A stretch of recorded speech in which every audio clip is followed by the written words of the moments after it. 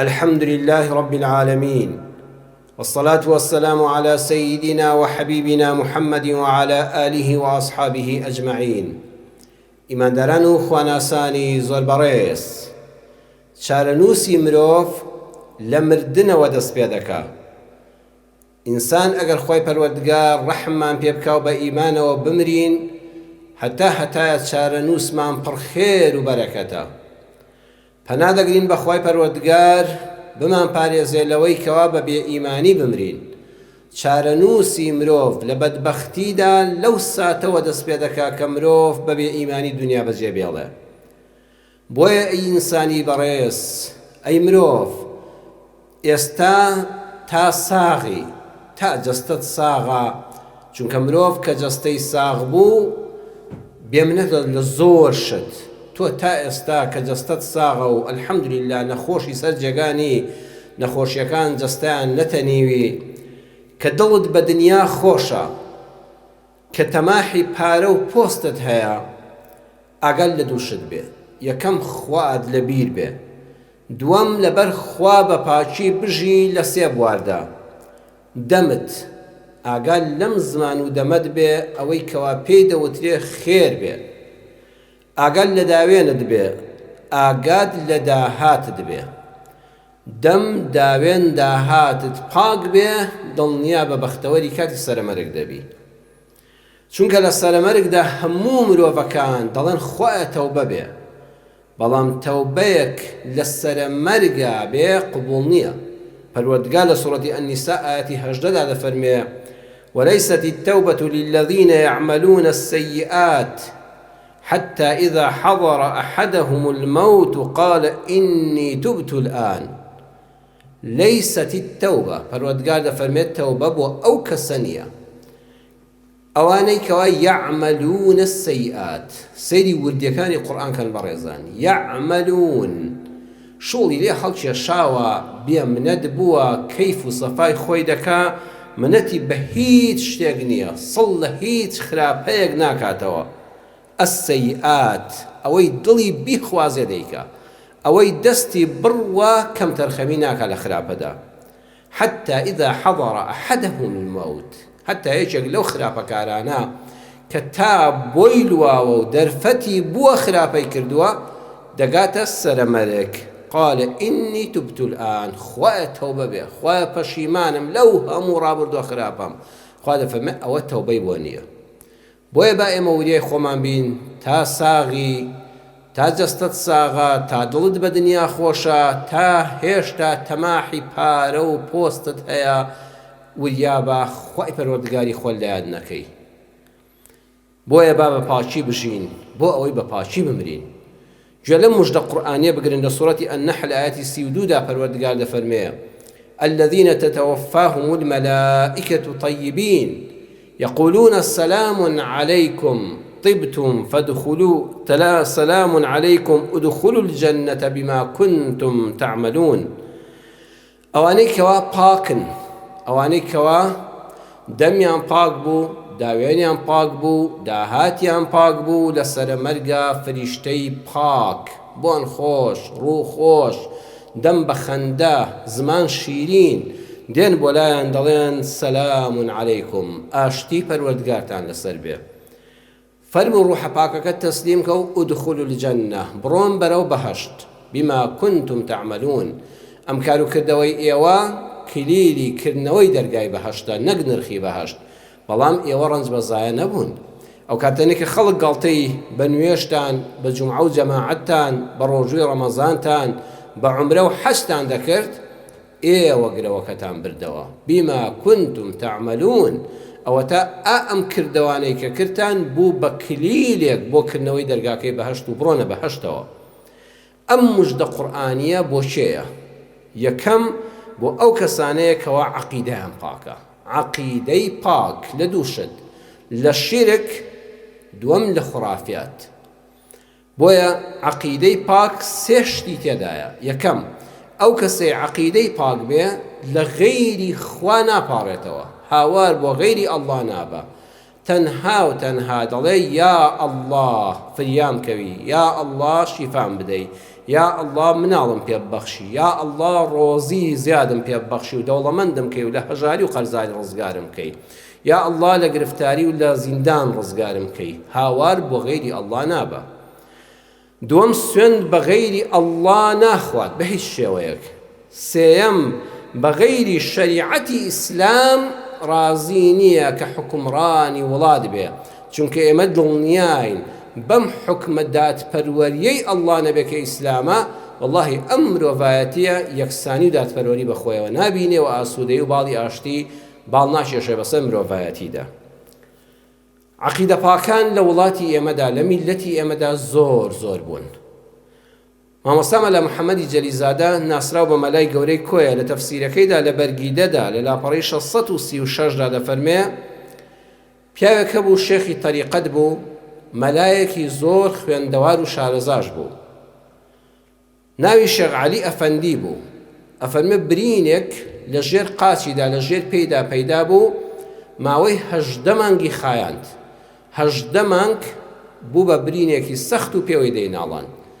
دەفەرمێ من کە چوون بۆ سەردانی برینەکەی هاتی بۆ چاکبوونەوە، کە لەگەڵ یا دانیشتیم و کەوتی نەقسە و گفتوگۆ، ئەو شێخ عەلی ئەفەندی وتی جەنابی مامۆستا محەممەد، زۆرێک لە خەڵکی لەو مرید و سۆفی و دەروێشانە پێم دەڵێن یا شێخ ئەگەر زوو بدوتایە یا غەوس زوو چاک دەبوویتەوە. بەڵام وەڵڵاهی من نەک 18 مانگ 18 ساڵی تر ئەو برین و ئازارە بە لەشمەوە بێ، غەیری یا ئەڵڵاه هیچ شتێکی تر ناڵێم.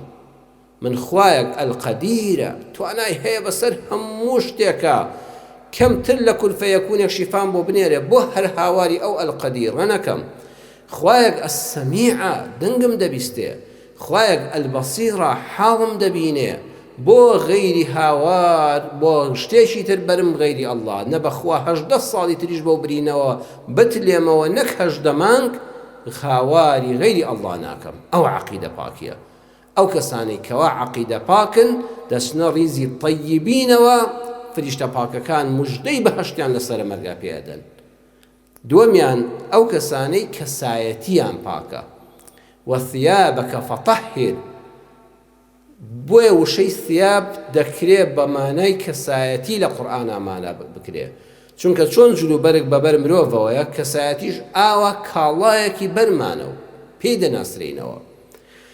هەر کەسێک کەوا کەسایەتی خۆی پاک ڕاگرت بێت تا مردن لە کۆمەڵگادا بە کەسێکی پاک ناسرابێ، بەویستی خوای پەروەردگار لە ڕیزی طەیبینە و فریشتەکان لەسەر مەرگا موژدەی بەهەشتی ئەدەنێ.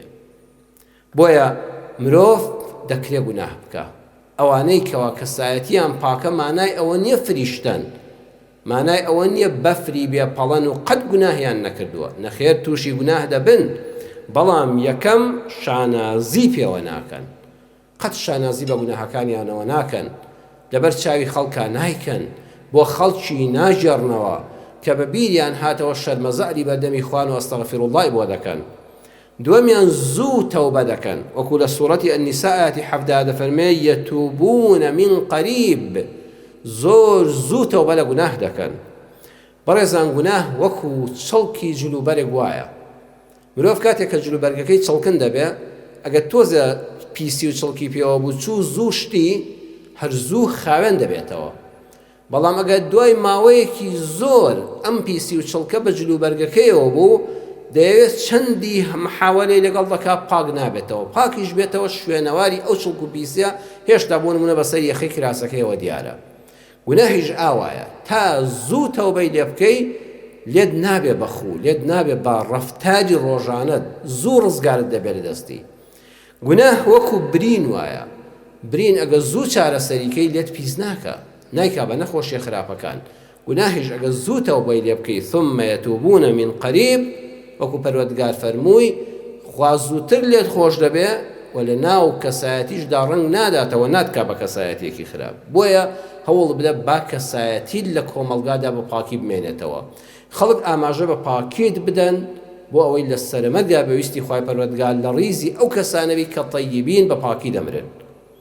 سێیەم دڵدەوڵەمەند و سەخی تەبیعەتن، ئەو کەسانەی لە سەرمەرگا عاقبەت خێرن، موژدەی بەهەشتیان لەلایەن فریشتە پاک و دەم و چاو نورانی و زمان شیرینەکانەوە پێدەدرێ پێیان دەوترێ ئودخولوا الجەنە فەرموو ئەو شوێنەکە لە بەهەشتایە بیبینەوە بڕۆ بەهەشتەوە دەفەرمون ئەو کەسانن دڵدەوڵەمەندن هەروەها سەخی تەبیعەتن بەڵام لە بەخشیندا خەمی شکۆی خێرپێکراویانە دەیانەوێت شکۆی خێرپێکراو نەشکێنن بە ئەلمەنی وەلئەذا منەت و ئازار بەسەر خێرپێکراودا ناکەن بۆیە موژدەیەک بۆ ئەو کەسانەی بەخشندن بەڵام بە دوو مەرج یەکەم لە پاک دەبەخشن زۆر خەڵک هەیە دەبەخشێ بەڵام بەخوا ئەوەی دەیبەخشێ ئەو ماڵە نییە کە هەژارەکە دڵی پێی خۆش بێ وەیە پەروەردگار لە سوڕەتی ئەلبەقەرە ئاەتی 267 دەفەرمێ ئەی ئیمانداران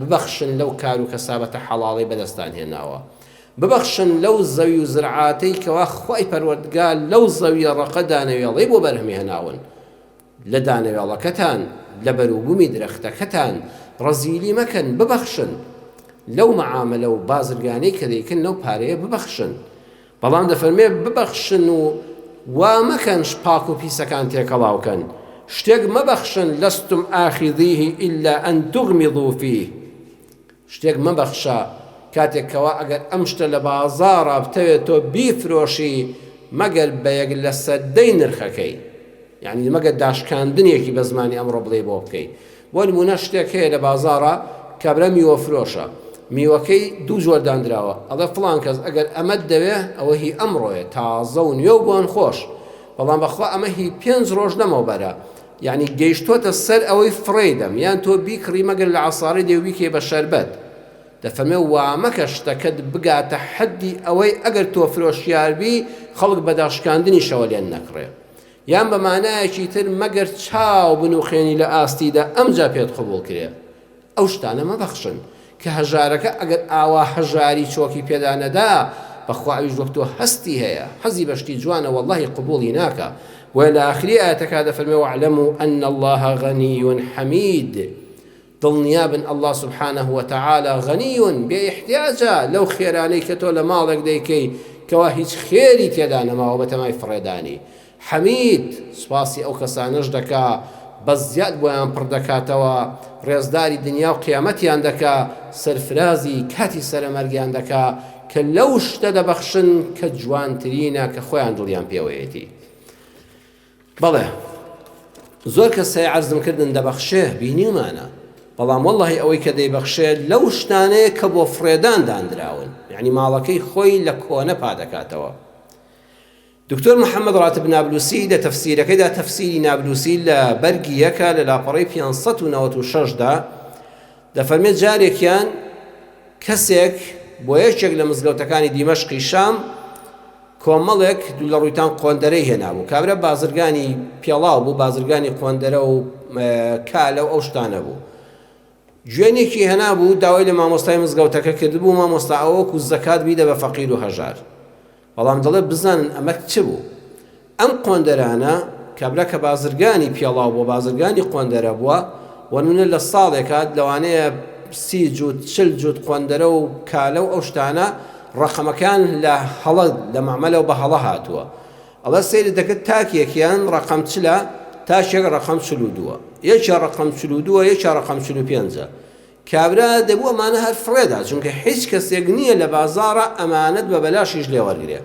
هاتبوو دەیگوت لە جیاتی زەکات زایان دەکەم مامۆستامە لە جیاتی زەکاتدا بە فەقیر و هەژار ئەمە ئەوەیە کە قورئان دەفەرمێ ئەمە خەڵک هەر بە داشکاندنیش لە دووەرناگرێ یان دەبینی کەسێک جلەکۆنێکی هەیە ئەم جلەکۆنە شوێنی ئەوەیە ڕێک فڕێ دەیتە ساری خۆڵەکەوە ئەڵێ وەڵڵاهی فڕێ مەدەن بیدەن بە فەقیرێک بە هەژارێک بە داماوێک ئەوە تۆ تا ئیسفادەی لێکراوە لەبەرت کردووە ئێستا شوێنی ئەمە حاوی خۆڵەکەیە نەک بەرگی مرۆڤێک بێت کە وەک تۆ مرۆڤە وەک تۆ شکۆی هەیە وەک تۆ هەستی هەیە یان کەسانێک هەن کۆگاکانیان ساڵانە پا دەکەنەوە تەماشا دەکا هەندێک خواردنی هەیە بۆ نمونە 20 شەوی ماوە بەسەر بچێ 1 مانگی ماوە بەسەر بچێ دوای ئەوە حکوومەت وەزارەتی تەندروستی چاودێری تەندروستی و نەخۆشخانەکان ئەوەی کەوا لیژنەکانی قایمێت و پارێزگا دەگەڕێن نایهێڵن ئەمە بفرۆشرێ جا بۆ ئەوەی فڕێی نەدا ئەڵێ وەڵڵاهی بیکەم بەخێر باشە خوای پەروەردگار دەفەرمێ ئەمە بەخشندەیی نییە ئەمە سەخاوەت تەبیعەتی نییە تۆ لەوە مەبەخشەکەوە هەر دەبێ فڕێ دەی لەوە ببەخشەکەوە خۆشت دەوێت کە دڵت پێشادە. دووەم لە کاتی هاوکاری هەژار بە ئەندازەی گیرفانی خاڵی و سکە برسیەکەی هەوڵی تێرکردنی دڵ و دەرونی هەژارەکە بدە. بەخوا مرۆڤ هەرگەدە نییە، بەخوا مرۆڤ هەر گیرفان نییە، مرۆڤ هەستە، سۆزە، ناخە، بە ئەندازەی ئەوەی تۆی بەڕێز دڵت دەوڵەمەندە و سەخی تەبیعەتی و هەوڵی تێرکردنی سکی برسیەک دەدەی، پڕکردنی گیرفانی هەژارێک دەدەی، لەوە زیاتر هەوڵ بدەن ناخ و دڵ و دەرونی وێرانی کە بەهۆی هەژاری و کەم دەستیەوە وێران بووە چاکەیتەوە. وێران تری نەکەی، ئازاری نەدەی، خوێنەکەیە سەربرینەکانی. با دروشمت ئەوە بێ ئینەما نوطعمکم لوجه الله لا نريد منكم جزاء ولا شكورا. بەڕاستی ئێمە ئەوەی کەوا دەیبەخشین لوجه الله تەنها لەبەر ڕەزامەندی خوایە. لا نريد منكم ئەی هەژاران لە ئێوەمان ناوێ جەزاءن پاداشت، بەخوا نامەوێت کرێکاریم بۆ بکەی، نامەوێت کەوا ئیشت پێ بکەم، وەلا شکوڕا تەنانەت نامەوێت سوپاسیشم بکەی، ئەم ماڵەهی خوایە. منیش بە فەرمانی خوا لەم دەست بەخشیمە بە ئەو دەست کە تۆش برای مسلمان و خوشکی مسلمانمی، تۆ کارەکەم منت ئاسان کردووە، ئەمەم بۆ هەڵدەگری بۆ قیامەت، ئەبێ منیش سوپاسی تۆ بکەم. ئەگەر تۆی هەژار نەبوویایە چێ ئەم خێری منی دەبردا باخەکەمەوە لە قیامەتا بۆی هەڵدەگرتم. بۆیە لای خەڵک باسی ناکەن، لای خەڵک باسی ناکەن و شکۆی ئەم هەژارە دەپارێزن.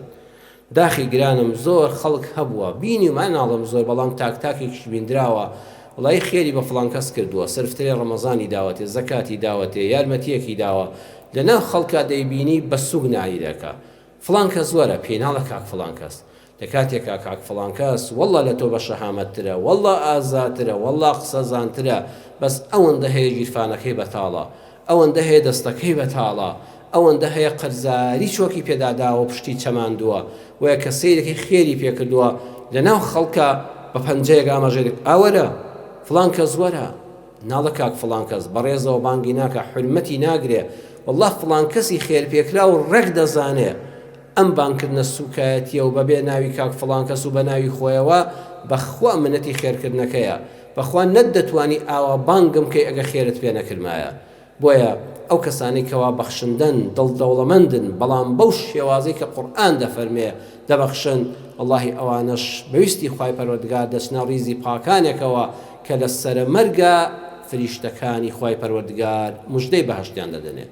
داواکارم لە خوای پەروەردگار یا الله یا ڕەحمان و یا ڕەحیم لەو کەسانە بین کەوا لە سەرە مەرگە ئەو فریشتە پاک و خاوێنانە دێنە لامان و موژدەی بەهەشتمان پێدەدەن. یا ڕەبی خوا لەو کەسانە بین کەوا عاقبەت خێر دەبین، بە ئیمانەوە بژین، لەسەری بمرین، لەسەری زیندوو ببینەوە. یا الله لە شەهادەی ئەشهەد ئەن لا إله إلا الله وأشهد أن محمد رسول الله بێبەش نەبین، لە خزمەتی دابین، خزمەتکاری بین، ئەم پەیامی ئیسلامە بگەێنین و لەسەری بمرین و لە پێناویدا بمرین و لەسەری زیندوو بکرێنەوە. یا ڕەبی خوای پەروەردگار ئیمانەکەمان سەلامەت کەی، یا ڕەبی خوا ئیستیقامە و دامەزراییمان پێ بەخشی، لەسەر ئەم خواناسی و دینداریە تا مردن بەردەواممان کەی. لەو کەسانە نەبین کەوا لە خراپەدا ڕۆچوو بین لەسەرە مەرگا پەشیمان ببینەوە. یا ڕەبی خوا هەر ئێستا تەوبەمان بەدەستی بکەی، تەوبە لە هەموو تەوبەکاران قبوڵ کەی، شیفای نەخۆشەکانمان بدەی، لە مردوەکانمان خۆش بی، گرفتەکانمان چارەسەر کەی، منداڵەکانمان ساڵح کەی، خێزانەکانمان بەختەوەرکەی. یا ڕەبی خوای پەروەردگار ئەوانەی مناڵیان نێ مناڵی ساڵحیان پێ بەخشی، ئەوانەی هەر گرفتاریەکیان هەیە خۆت بێ بە هانا و هاواریانەوە ڕزگاریان کەی. آمین آمین آمین والحمد لله رب العالمين.